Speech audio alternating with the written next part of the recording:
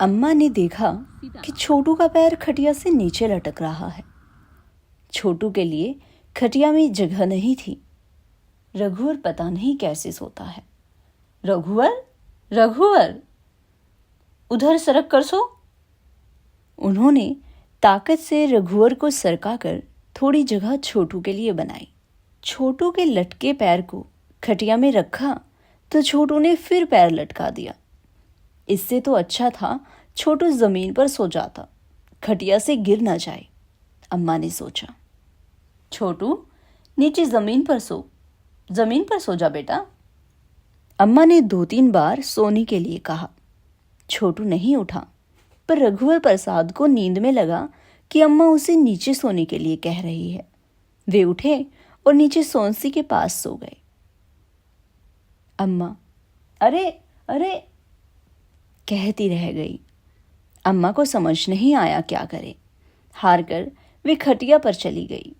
फिर दीवार की तरफ करवट लेकर सो गई। सोनसी सिकड़ी सिमटी सोई थी कि अम्मा को कड़ा वाला हाथ न लग जाए। गहरी नींद में जब उसने करवट ली तो कड़े वाला हाथ रघुवर प्रसाद के मुंह में लगा। वे चौंक कर बैठ गए। कैसे सोती है? सोनसी को देखकर उन्होंने कहा। पर सोनसी उनके पास कैसे आ गई? सोनसी तो अम्मा के पास सोई थी और अम्मा खटिया पर सो रही है। वे बिल्कुल भूल गए कि वे खटिया पर सो रहे थे। उन्हें लगा कि वे जमीन पर छोटू के साथ सो रहे थे। सोनसी खटिया से उतरकर नीचे आ गई।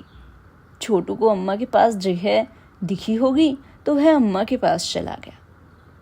उन्होंने सोनसी को फुसफुसाकर उठाया। सोनसी, ए सोनसी, उठ तो। क्या है? उठकर सोनसी बैठ गई। धीरे बोलो, तुम तो अम्मा के पास सो रही थी, यहाँ मेरे पास कैसे आ गई? हाँ, मैं अम्मा के पास सो रही थी। छोटू कहाँ गया? सोनसी चकित थी। छोटू अम्मा के पास चला गया। अब क्या करे? तुम्हारा कड़ा मुंह में लगा था, इसलिए नींद खुल गई, नहीं तो सुबह तक सोते रहते। पानी पियोगे? हाँ, पी लूँगा। रघुवर प्रसाद बैठे हुए थे।